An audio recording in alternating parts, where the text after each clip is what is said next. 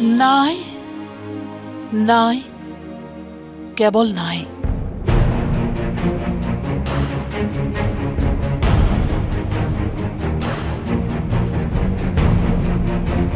একো নাই, মই কোনো কাঠৰ বিচনাবোৰ পেলাই দিব লাগিব। এখন ইয়াত পকাৰে বনাই লৈছিলোঁ, সেইখনত আৰু চাফা কৰি দিলে শুব পাৰিম। দয়াৰো একো নাই, একোৱে নাই। ঘৰৰ ভিতৰত এৰাথো ঘেল হৈ আছে। এতিয়া কি কৰিম, কি নকৰিম, কি খাম, কি বম, একোৱে উপায় নাই। খোৱাটো দূৰৰে কথা, মানুহবিলাক জীয়াই থাকিবলৈও একো নাই। তাৰমানে এনেকুৱা হ'ল, একোৱে নাই ঘৰৰ ভিতৰত। থাকিবলৈও ঠাই নাই, খাবলৈও একো নাই। কি কৰিম, কি নকৰিম, ক'লৈ যাম, কি কৰিম আৰু নাই আৰু একো শেষ। এতিয়া যদিও শুকাইছে মানে ক'তো মানে সোমাবলৈও জেগা নাই। ভিতৰতো সোমাবই নোৱাৰোঁ, বাহিৰত থাকিবলৈও জেগা নাই, খোৱা পানীও নাই, তেনেকুৱা হৈছে গোটেই। ঘৰ দুৱাৰ একোৱে নাই, চব উটুৱাই বানে লৈ গুচি গ'ল। এতিয়া একোৱে নাই আৰু চব একোৱে নাই। শুবলৈ বিচনা এখন নাই, কাপোৰ এটা নাই, একোৱে নাই, চবেই লৈ গুচি গ'লে। মোক গোটেইখিনিতো আমাৰ গ'লগৈ। এতিয়া আমাৰ ঘৰত ফটা কানি এখন যদি কোনোবাই বিচাৰে আমি দিব পৰা অৱস্থা নাই। সকলো ফালে এতিয়া কেৱল শূন্যতা। ক'বলৈ মানে ভাষা নাই, মানে ভাবিলে মানে হিৰো নহয়, মানে সম্পূৰ্ণ মাইনাছ হৈ গ'ল লাইফ।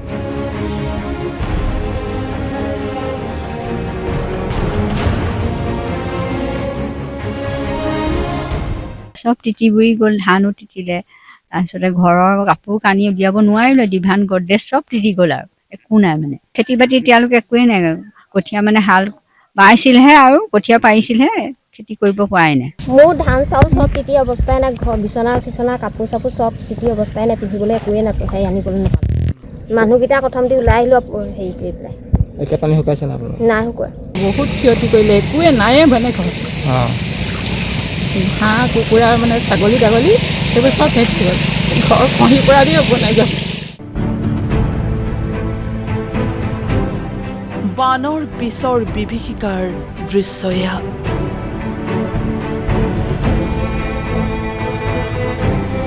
য'ত ঘৰ আছিল তাত এতিয়া বোকাময় পথাৰ। ঘৰখনত একোৱেই নাই, ভিতৰত ৰোগীয়া গৃহস্থ। কান্দি কান্দি গৃহিণীয়ে কৈছে, আমাক মাৰি লৈ যোৱা হ'লে ভাল আছিল। আমাক কেলে মাৰি নিদিলে? উল্টত আমাক লৈ যাব লাগিছিলে। লৈ যোৱা হাতত আমি শান্তি পালোঁ হাতত। এনেকুৱা পৰিস্থিতি হ'ব বুলি ভবা নাছিল। মাই নাই, বোবাই নাই, কোনে খবৰ কৰিম, কোনো নাই। কি হ'ব আমাৰ ছাৰ? এই দৃশ্য নাজিৰাৰ। কেনেদৰে ভয়ংকৰ বানে পলকতে বুঢ়াই নিছিল সপোনৰ ঘৰখন।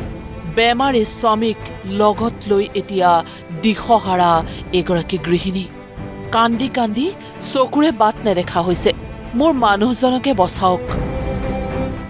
তাৰপৰা ক'লে পানী আহিছে, পানী আহিছে। এনেকৈ আহিলোঁ, আহি ককাইদেউৰ ঘৰত পানী সোমাই আমি ইয়াত আহিছোঁ।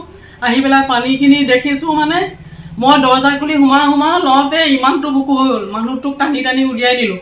নিয়াৰ পিছত আৰু পাছফালৰ দৰ্জাখন কাণমাই ক'লে খুলি দে। ইমানটো বুকুত গৈ দৰ্জা খুলিছোঁ। খুলি দিয়াৰ পিছত এতিয়া কাঁহী বাতি বাল্টিং বৰ্তন একো ব্যৱহাৰ কৰিবলৈ নাই। ভিতৰত বুলিবলৈ একোৱেই নাই, কাপোৰ কানি নাই। সেই কালি গাড়ীখনে কাপোৰ দিছিলে, তাৰপৰা দুটা কাপোৰ লৈ পেলাই এই চুগাৰ থকা মানুহজনী ক'ত যাম। এতিয়া মানে চুগাৰ দৰৱ খাব নাপায়, কঁপনি। মানুহটো হাৰ্টৰ প্ৰব্লেম শুনিব, দৰৱ নাই। তাকে কৈছোঁ 2 টকা দেচোন, দৰৱ দুটা খাব পৰাকৈ। কোনেও নিদিয়ে। মই কৈছোঁ আমাক টোপোলা দিব নালাগে, কাপোৰ কানিও নালাগে, চাউল দাইলো নালাগে, পানী খাই জীয়াই থাকিম, কিন্তু মানুহটোৰ দৰৱকেইটা দেচোন নাই। মানুহটো হাৰ্টৰ দৰৱ, মই লাগিলে নেখাই মৰি যাম। মানুহটো জীয়াই থাকিলে কিবা কৰিব, মই মাইকী মানুহজনীয়ে কি কৰিম? এয়া বানৰ পিছৰ আমগুৰিৰ দৃশ্য। এই যে বোকাময় পথাৰখন দেখিছে, ইয়াত কাৰোবাৰ ঘৰ আছিল। 4টাকৈ ঘৰ আছিল এই ঠাইডোখৰত, কিন্তু প্ৰলয়ংকৰী বানে সকলোবোৰ মষিমূৰ কৰি নিলে। এতিয়া সপোনৰ ঘৰখনৰ স্থানত কেৱল বোকাময় পথাৰ। এতিয়া মতা মৰাও ছমাহ হৈছিলেহে। এতিয়া আমাৰ থাকিবলৈ ঠান নাই, খাবলৈ ভাত নাই। যিকোনো ৰেচন দিছে আৰু পাইছোঁ আৰু সেইবোৰ খাবলৈও বাচন বাতি নাই, বনাবলৈও নাই। আৰু এতিয়া কি কৰিম, একোৱে নাই, চবেই লৈ গুচি গ'লে মোক ঘৰ দুৱাৰ। খাবলৈ ভাত নাই, পানী পিন্ধিবলৈ কাপোৰ নাই, নিজে এডোখৰ দি থৈ আনি টকা কিনে একো দিয়া নাই তেওঁলোকে। সকলো বানে উটুৱাই নিলে। ঘৰৰ ভিতৰৰ সা সামগ্ৰী, হাঁহ কুকুৰা গৰু ছাগলী একোৱেই বাকী নাথাকিল। কি লৈ জীয়াই থাকিম আমি? এতিয়া আমাৰ থাকিবলৈ ঠান নাই, খাবলৈ ভাত নাই, যিকোনো ৰেচন দিছে আৰু পাইছোঁ আৰু সেইবোৰ খাবলৈও বাচন বাতি নাই, বনাবলৈও নাই। আৰু এতিয়া কি কৰিম, দুজনীকে জীয়ৰী ছোৱালী, এটাকে ডেকা লোৱা, পঢ়া হেৰিয়তো বাদেই দিয়ক। এতিয়া থাকিবলৈ টানকণ হোৱাত তেনেকুৱা অশান্তি, মহো অশান্তি, আঁঠুৱা এখন নাই, বিচনা এখন নাই, একো বেডিং পত্ৰ নাই। ঘৰৰ সা সম্পত্তি একোৱেই নাই। ঘৰৰ সা সম্পত্তি বুলিব একোৱেই নাই আৰু শুবলৈও বিচনাখন নাই আৰু। বানে ঘৰখন একেবাৰেই ধ্বংস কৰি গ'ল। টিয়কৰ 4টা পৰিয়ালে এনেদৰে ৰাস্তাৰ দাঁতিতেই বাহৰ পাতিছে।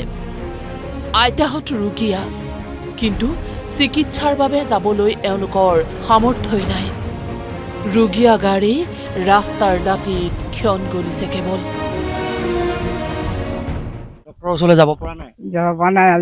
আজি যাম বুলি ভাবিছিলোঁ, যাবই নোৱাৰিলোঁ। আজি পানী বাঢ়ি গ'ল, ভয় লাগিছে। পানী বাঢ়িছে, বাটত পানী এপাই ভয় লাগিছে। সেই বুলি গাড়ীও পৰা নাই।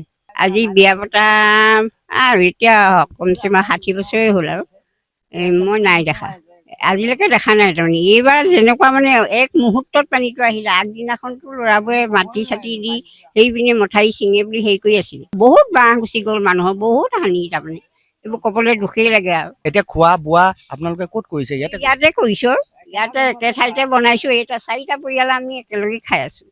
শিৱসাগৰ, নাজিৰা, চৰাইদেউ, সোণাৰী, আমগুৰি, বনাই, টিয়ক সকলোতে একেই অবৰ্ণনীয় অৱস্থা। কাৰ কথা কোনে শুনিব? হাজিৰা কৰি খোৱা মানুহ, আজি হাজিৰা কৰিবলৈ এইটো যাবলৈ নাই আজি এসপ্তাহ দিনে। গতিকেলৈ এতিয়া কি কৰিম, ক'লৈ যাম, মানে চব সৰ্বচন্ত্ৰ আৰু মানে মুঠতে নাই আৰু ক'বলগীয়া একো নাই। মই ক'বলৈ হাত দিয়া, মুঠতে মানুহকেইটা জীয়াই আছোঁ। মানুহকেইটা জীয়াই থাকি কি খাম মানে। কিন্তু এবাৰ ইমান ঘপককৈ আহি গ'ল যে আমাৰ সকলো ৰাইজৰ, গোটেই অঞ্চলৰ আমাৰ কোনো বস্তু উলিয়াব নোৱাৰে, গাড়ী মটৰ চব সকলো শেষ। আৰু তাৰ পানী শুকোৱাৰ পিছত আমাৰ যিটো পৰিস্থিতি হৈছে যে গোটেই পলস পৰি এটা ভিতৰ গোটেই এক আঁঠু পলস আৰু পানী নাই। তাৰ পৰা এতিয়া বিজুলী সংযোগো বিচ্ছিন্ন হৈ আছে। আৰু তাৰমানে এতিয়া আমি পিন্ধিবলৈ কাপোৰ নোহোৱা নিচিনা হৈছে, চব তিতি শেষ, কোনো বস্তু নাই। বানে চব বস্তু উটুৱাই লৈ গ'ল, ঘৰ দুৱাৰ। আমি বৰ ভুক্তভোগী হৈ আছোঁ। আমাৰ থাকিবলৈ জগা নাই। ঘৰত বানপানী, যিমান বস্তু বাহনি আছিলে চব উটুৱাই নিলে। আৰু খোৱা বোৱাটো বাদেই দিয়ক, থকা বাদেই দিয়ক। আৰু এতিয়া আমি চব বাস কৰি আছোঁ স্কুলত। ঠায়ে ঠায়ে এতিয়াও হাজাৰ হাজাৰ লোক বন্দী হৈ আছে বানত। খাবলৈ নাই এটুপি বিশুদ্ধ খোৱা পানী, পোৱা নাই এখন তিৰপাল। ক্ষোভ উজাৰিলে প্ৰশাসনৰ বিৰুদ্ধে। আমাৰ ঘৰতো আঁঠু হৈ গৈছে ভিতৰত। কিমান ৰাইজ আছে আপোনালোকৰ এই অঞ্চলটোত? এইটো আছে প্ৰায় 1000 ওপৰত আছে। সকলোৰে ঘৰত পানী, সকলো ঘৰতে পানী সোমাই আছে। ৰাজঘৰতে বাস, আমি দেওবাৰৰ পৰা ইয়াতে বাস কৰি আছোঁ। খোৱা বোৱা খিনি খোৱা বোৱা মানে মুঠতে একেলগে আমাৰ চৰকাৰে একোৱে দিয়া নাই, মাত্ৰ ত্ৰিপাল এখন দিছিলে, পানী এবটল দিছে আৰু বিস্কুট, মেৰিকল বিস্কুট এপেকেট দিছে। ত্ৰিপাল এখন দিছে, পানী বটল আৰু হেৰি কি কয় মেৰিকল বিস্কুট, 1/2 লিটাৰ পানী বটল। আৰু ভিতৰত মানে আমাৰ ঘৰত এবুকু এবুকু পানী হৈছে, পানী হৈছে। একো বস্তু আনিব নোৱাৰিলো। নিজৰ ঘৰ দুৱাৰ, পশুধন, জীৱনৰ সাঁচতীয়া সমস্ত সা সম্পত্তি হেৰুৱাই এতিয়া দিশহাৰা উজনিৰ 4খন জিলাৰ সৰ্বহাৰাসকল। কোনে কাৰ চকুলো মুচিব? সকলো ফালে একেই দুৰ্দশা। একো নাই, মই কোনো কাঠৰ বিচনাবোৰ পেলাই দিব লাগিব। এখন ইয়াত পকাৰে বনাই লৈছিলোঁ, সেইখনত আৰু চাফা কৰি দিলে শুব পাৰিম। দয়াৰো একো নাই মোৰ কোনো। Video' report, news live.